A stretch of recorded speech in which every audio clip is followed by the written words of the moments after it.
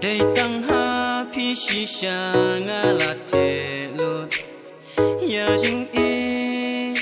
nganom le kai day tang happy ko ba I nga la shem ya jing e ka ba shi sha wo jing ha briu ngam pa ju yo e wo jing pranai la kum kas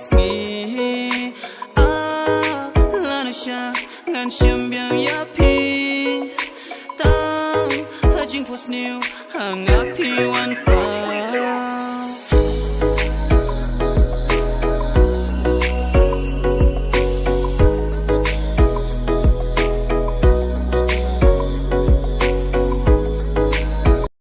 Likey